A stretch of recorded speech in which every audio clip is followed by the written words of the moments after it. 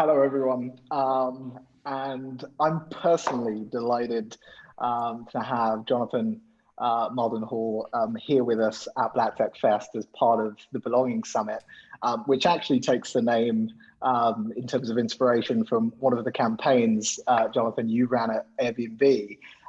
We've got 25 minutes and this is going to go quick. So let's dive in. So this year, to set the scene has been a crazy year for brands. As the pandemic continues to cause headwinds in some cases, tailwinds in the other, leaders have really had to pivot, adapt and also find their voice amidst the unrest, the protests, murders, and a bunch of other things. But through, I know, 21st Century Brands work, you've been really integral to so many brands, how they find their purpose and how to activate it. How have you been helping brands over the last few months really find but sustain their purpose in these moments during a crisis? Well, first of all, I just want to say how proud I am of you, Dion, that you are convening this community. You're hosting these important conversations.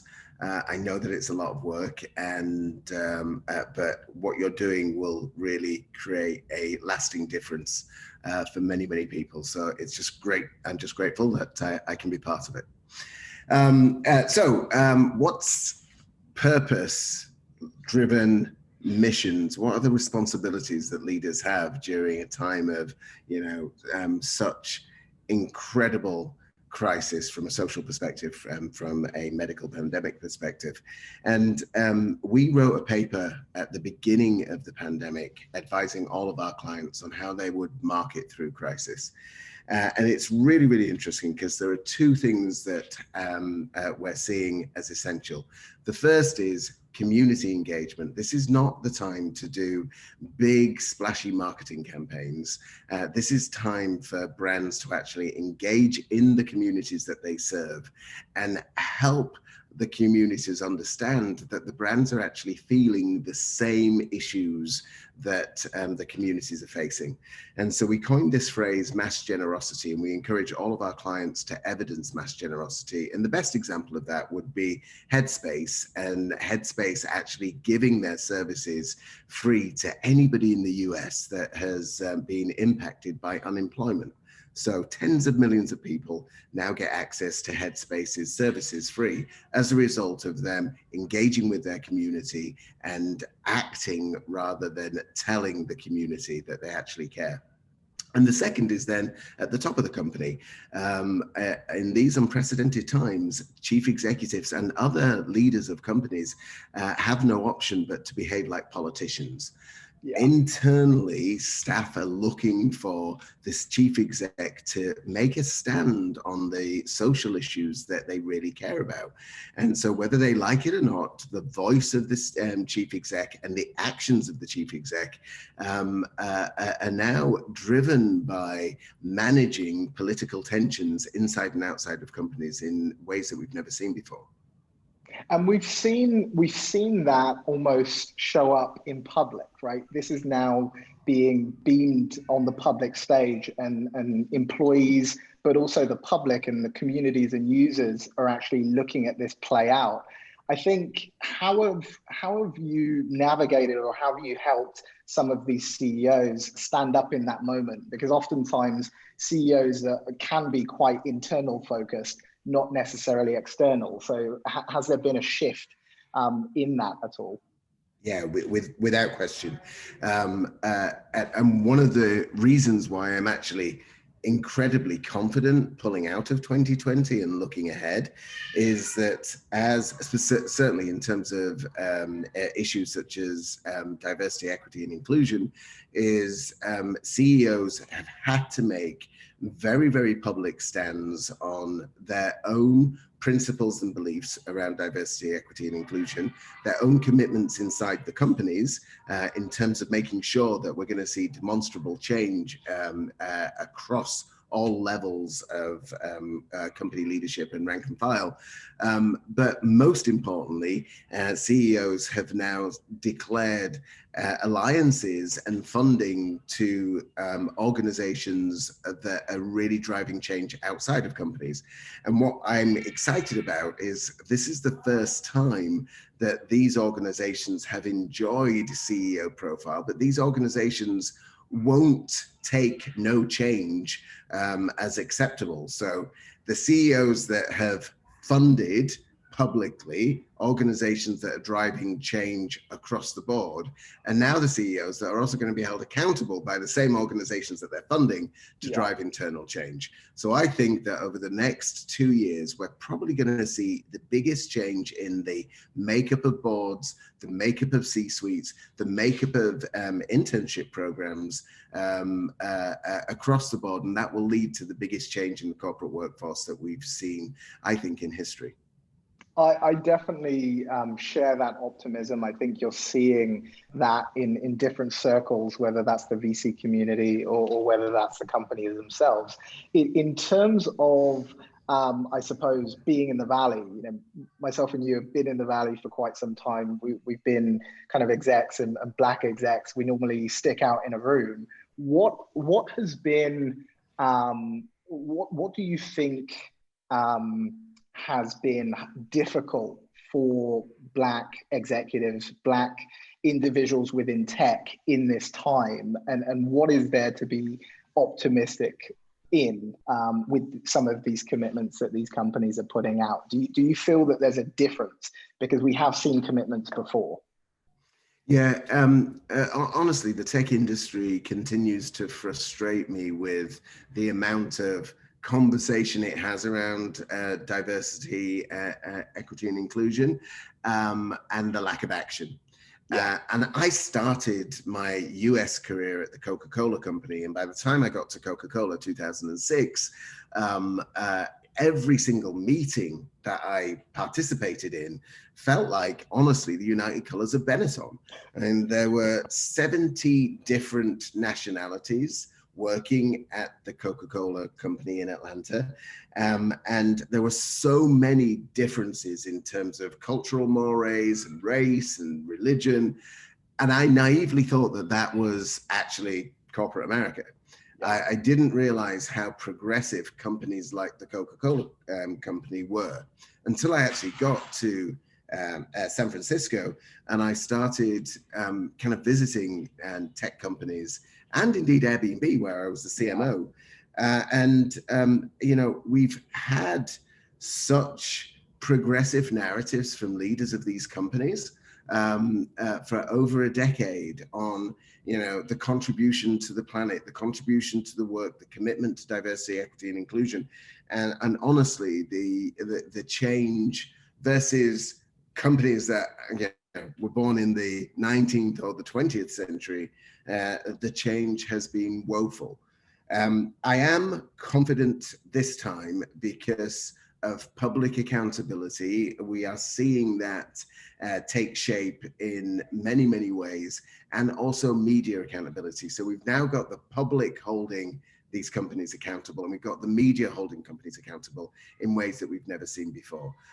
But it's going to take a decade for companies like Google, companies like Facebook, companies like Airbnb. It's going to take a decade for them to live the same level of diversity, equity, and inclusion of a company like the Coca-Cola company, which is global in its mindset and serves far-reaching communities and has done for decades and decades and decades. So they know the importance of building a management team that actually does reflect the communities that they serve in ways that the tech industry is just waking up to.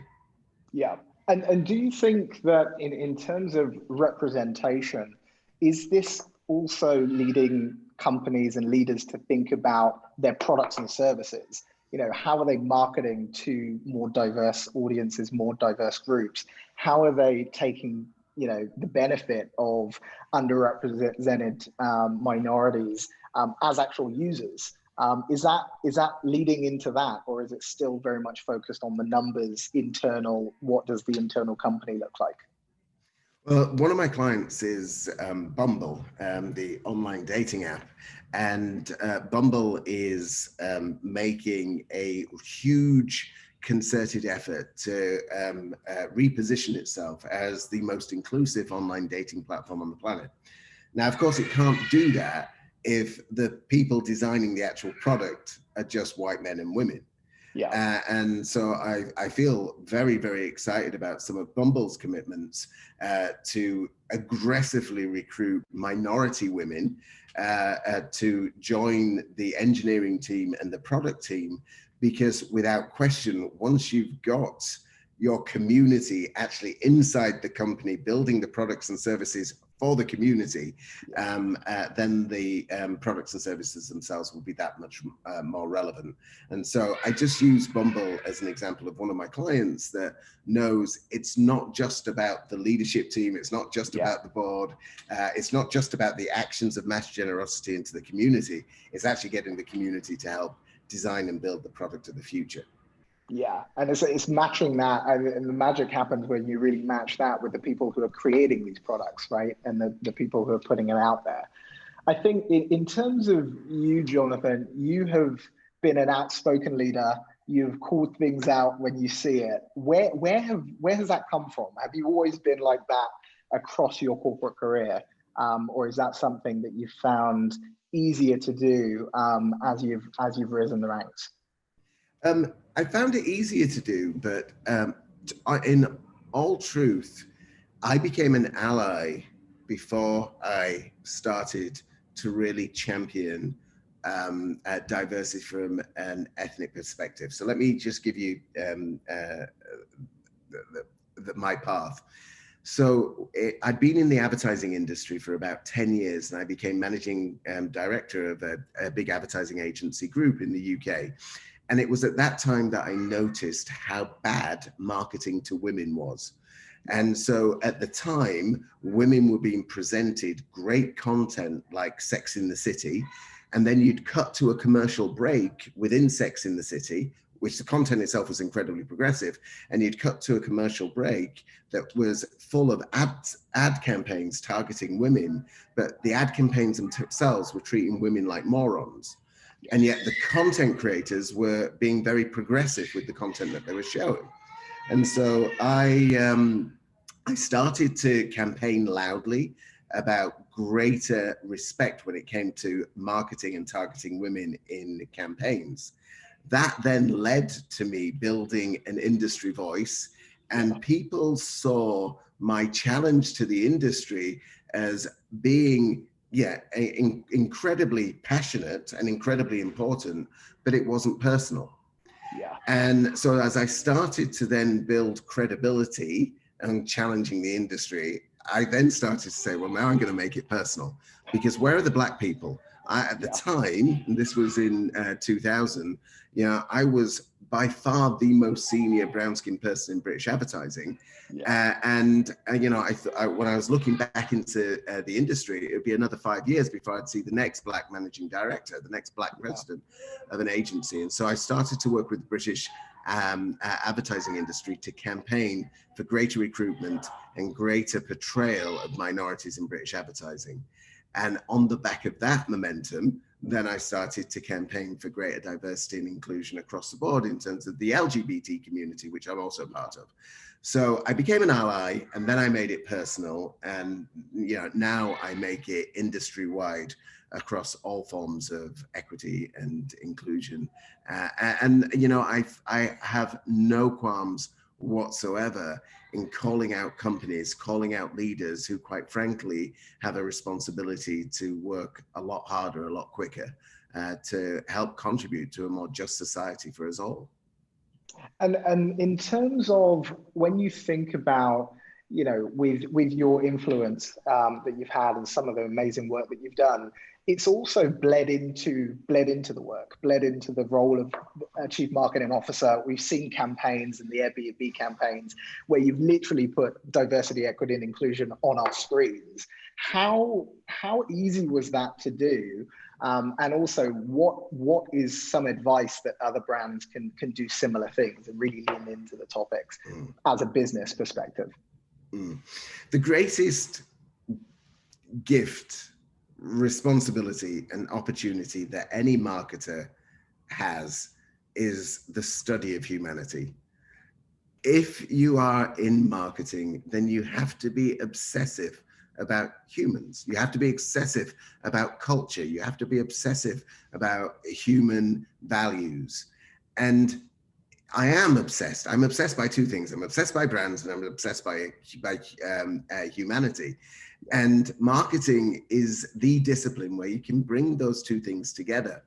And I don't really think that my work has been brave, because it's just been so authentic about human values. Now, my work has created huge conversations. Yeah. One of the biggest conversations was when we did America the Beautiful at Coca-Cola. We put it on Super Bowl, and it was just a beautiful portrait of the changing nature of the American family.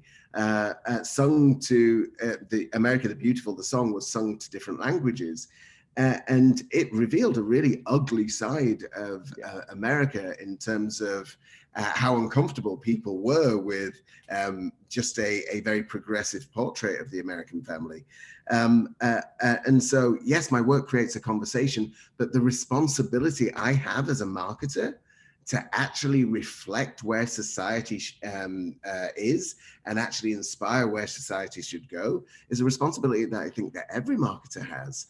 And if you're not prepared to take that responsibility, then candidly speaking, I don't think you should be in marketing. Very, very bold, Jonathan, as always. And in terms of brands that you think have really got that right, other than the brands that you've worked with or been at the helm of, who are some examples that you really look at their work and you think, wow, like this is a company, this is a brand that's really personifying their users and their community? You know, it's weird, because if you'd have said to me 5 years ago, which category is the worst at showing an authentic portrait of humanity, I'd have said female lingerie, because every single brand was trying to be Victoria's Secret, and what Victoria's Secret customer actually looked like the Victoria's Secret models. And the Victoria's Secret's fashion show was one of the most misogynistic marketing platforms of our time. And yet it was aspirational for so many young girls. But now, just 5 years later, you ask me that question and I go, there is a brand called Third Love, a female lingerie brand, and it is a beautiful portrait of authentic female sensuality, the physical form, etc. Rihanna's Fenty brand, every time that fashion show takes place, it creates a beautiful conversation about the authentic relationship that everyday women have with their bodies. So the lingerie category has gone a complete 180 from being outrageously unattainable to incredibly inclusive. And when the lingerie industry can do that, it just gives me excitement that any industry can really make such a massive shift in a very short space of time. No, definitely. And, you know, when I think back, Jonathan, to, you know, the start of you shifting from, you know, going from corporate exec to startup CMO to founder and CEO of your own agency, you know, you're now entering the third year, and the mission has really been, you know, how do we create the most influential brands of our time? What for you are the ingredients of an influential brand?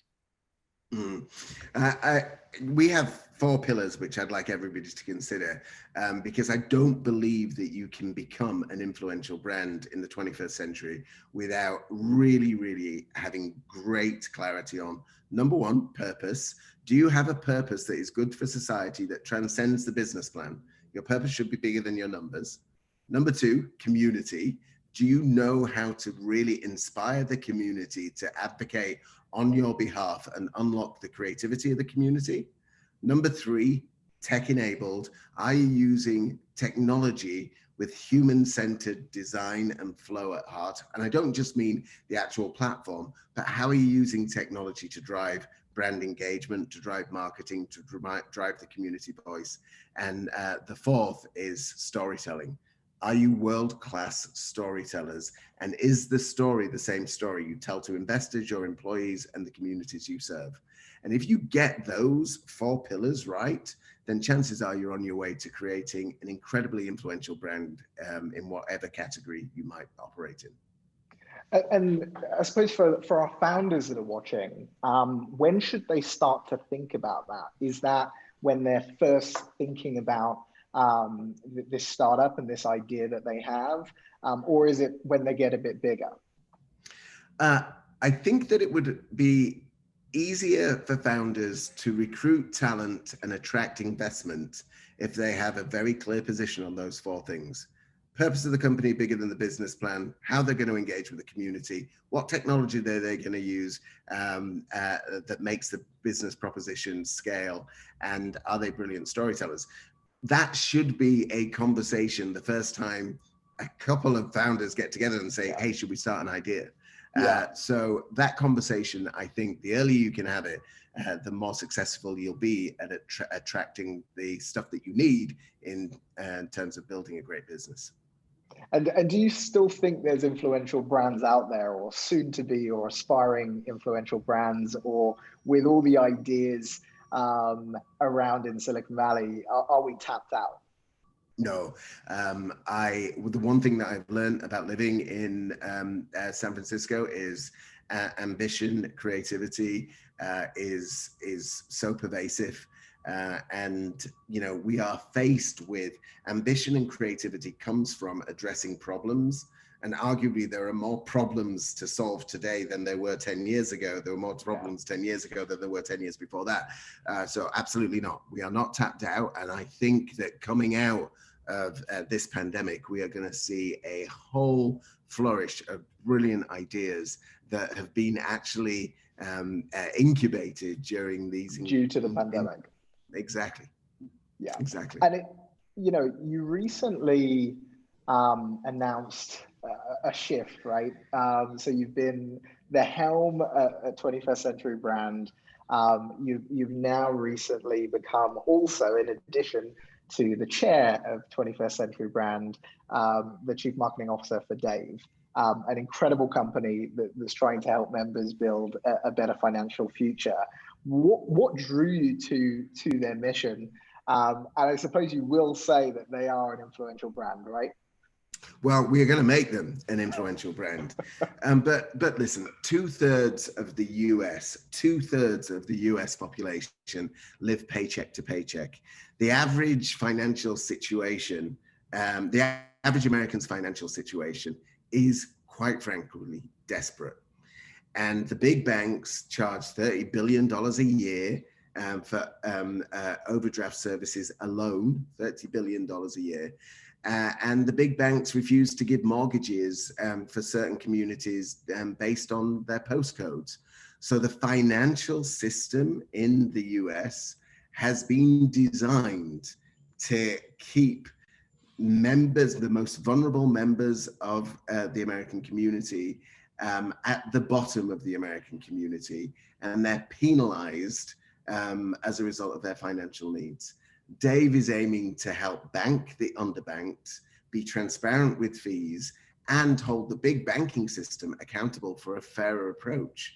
So and I've been working with Dave for the last 6 months, and as I started to unpack this, I didn't want to hand over another kind of strategic vision for a company and not be responsible for implementing it, because I do think genuinely that the neobanks can really accelerate a much greater level of fairness across the entire financial system, not just here in America, but also in countries all over the world. Well, I think fantastic mission, big, bold, and if there's anyone who can turn it into an influential brand, Jonathan, it's you. I want to say, as we're up on time, thanks so much for being part of Black Tech Fest, being part of the movement. Really looking forward to have these conversations more and more, and see what your next venture entails.